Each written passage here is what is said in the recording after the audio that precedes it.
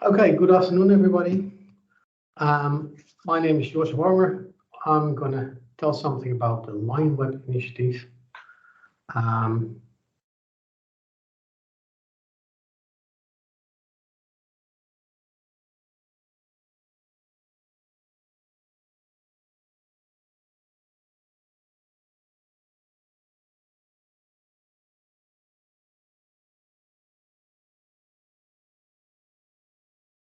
Moment, Jos, you might be muted at the moment.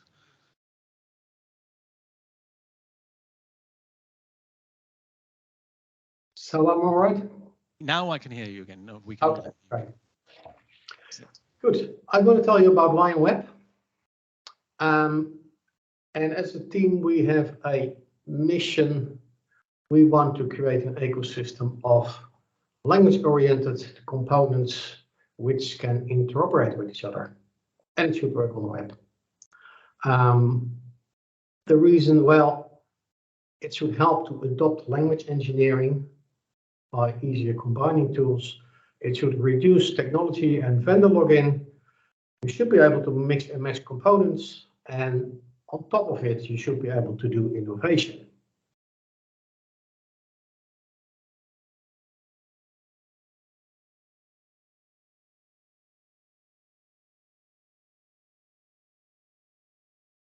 You seem to have muted yourself again.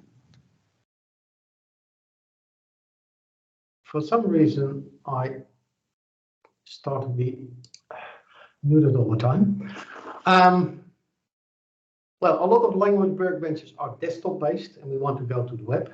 Everybody needs to go to the web. And more important, the language engineering landscape is very fragmented. There is a very strong tool lock-in or technology lock-in. I see a lot of interesting tools and components that I would like to use, but since I'm in one technology, I can't use them and have to do everything myself.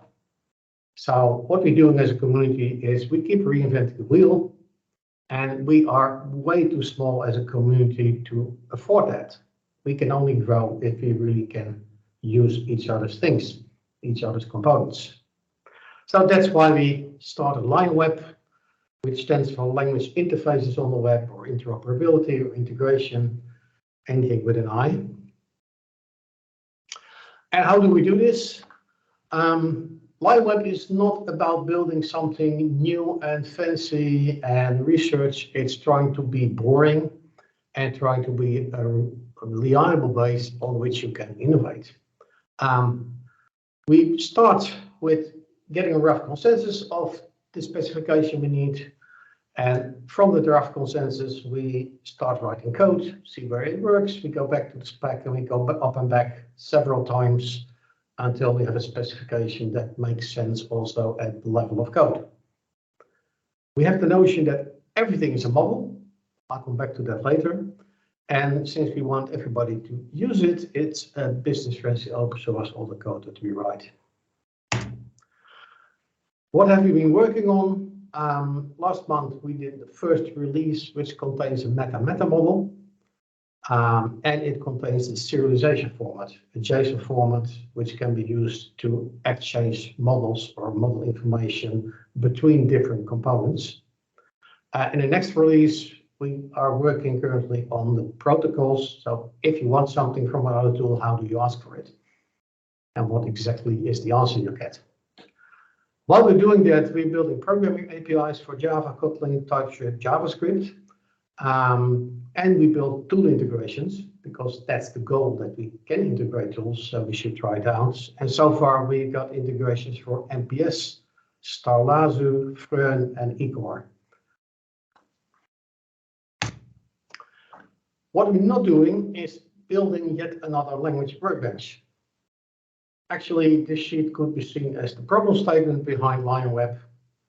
They're all wonderful language workbenches, but if you use one of them, you're stuck. You can't use anything from all the other language workbenches, which is a pity because many of them contain quite interesting ideas and interesting components.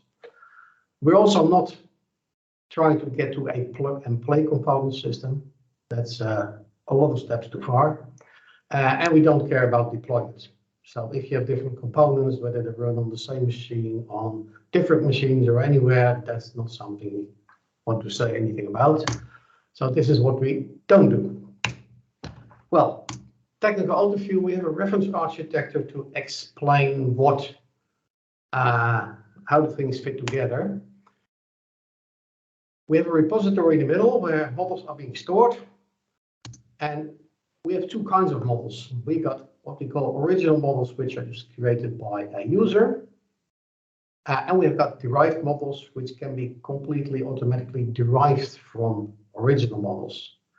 And for example, a model that describes the types which are being calculated for the different elements in your model is typically a derived model. And derived models are stored and sent around the same way as original models, so that information is readily available to anybody talking LionWeb. We see editors, whether they're visual, projectional, textual, doesn't matter. And we see processors, which are tools that look at a model, do some stuff, and then maybe put something back. Typically, model checker or an importer or a generator are these kind of processors. And the focus for LionWeb is not all those components, nor the repository, it's the connections between them. So that's why we focus. We have a JSON serialization format that we can exchange things, and we have protocols to talk to each other. If we talk about protocols, we have two kinds of protocols. One is the bulk protocol, where you just ask for a whole model or a whole subtree, modified and stored back. Like this number 5 editor. What it does, it basically could take a model, change it, and send the whole model back. Something like an importer number 2 just gets a model from files or a database system, creates a model from it, and puts it in the repository. Or generators take a whole model, derive something, code or HTML, and generate that. And then we have 1 and 4, what we call the Delta protocol. And the Delta protocol is a protocol where changes that are being made to models are being sent around. And components can subscribe to changes. So for example, an editor can get the whole model and just edit it, and every change directly sent to the server. Then one of the processes, like the validation component, will see a change, do a validation, may put something back in the repository that will be sent to the editor, which can then show that there might be an issue.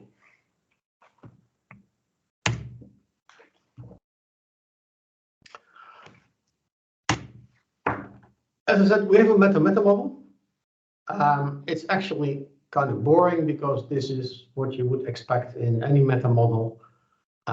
We have mappings to EMF and MPS and Throne, so it's kind of a very generic thing. So I'm not going to discuss this further.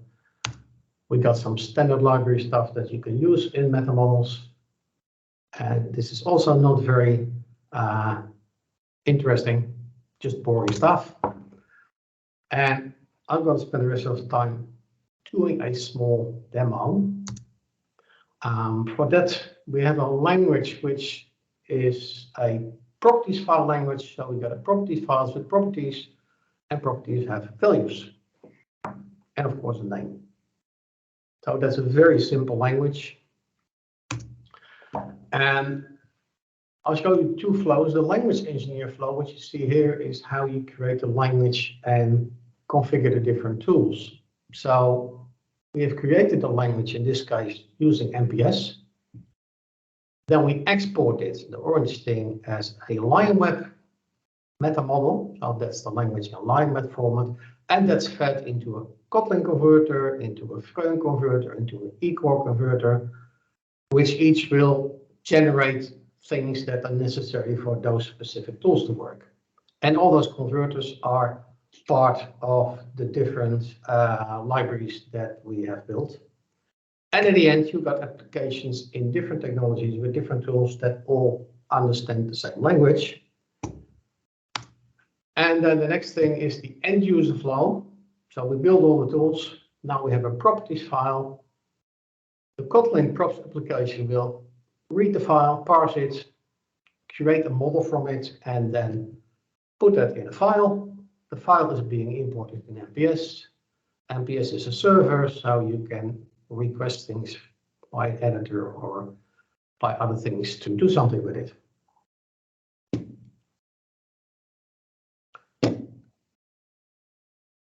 So,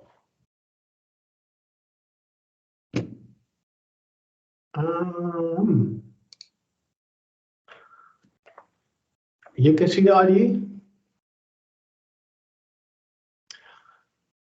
Over here in examples, I'll throw away the JSON file and say, okay, I've got a properties file. And what I'm going to do is I'm going to,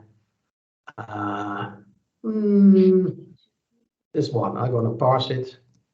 And then next to the properties file, there should be a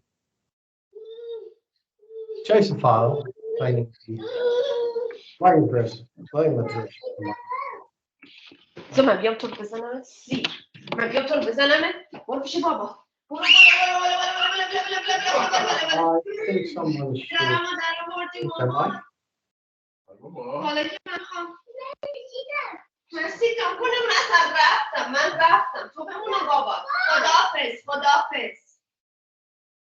Okay. I'll just continue. This JSON file is a file with things like the text in here. Now the next thing we're going to do is take MPS and say, okay, we're going to import this JSON file, and then we got a file here which I manually have to copy paste. That's a thing from MPS, and now I've got the same property file but in MPS. Now that I have this file in MPS, we have a plugin in MPS which makes a server from MPS. So what I can do now is go to Front and say I want to open a model. And this is connected to the server, and you get a model which I open, and I can see the same properties file model over here. And I can add new properties. Let's see, I'll make a string version. Hello. London, typo. And I can save this file again from this web editor. And then I can go back to MPS, and I see that this thing is indeed taken from MPS and stored in MPS again.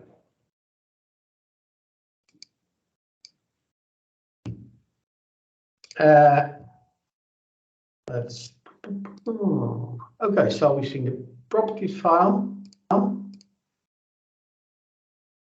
being parsed, going into MPS. We've seen the editor changing it. Now we're going to generate HTML using extend. So that's the next step. Oops, wrong application. So I'm going to run a bunch of extend generators. We're currently seeing your Teams window, not your IDE. If you wanted to share that, might be on a different screen. Sorry, you can't. We currently see your Teams window rather than your IDE. Then it's, I don't know what to do. I'll change it back to where it should be. Now it's better? Yes, now we can see the IDE that has properties file in it, the JSON file in it rather. Yeah. So what I just did was actually run a bunch of extend generators, and then over here you can see that there is a Kotlin generator index.html. That's the file that's being generated. And here we see our properties file, but inside a generated HTML. And then the last step we can do is have a Kotlin application that takes the model from MPS and then generates the property file again. So it unparses it into a property file. And that should have ended up somewhere here. So this is the property file again, but with the thing that was added along the way. So the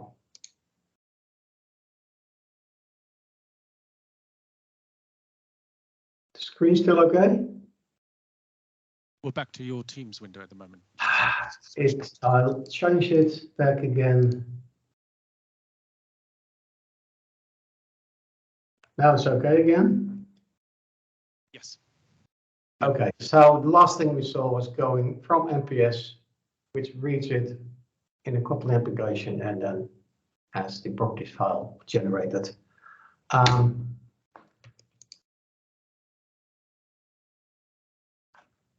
So that was a very quick demonstration of how multiple tools can easily collaborate using LionWeb. For completeness, this is a team, 10 persons who have been working on this and are still working on it.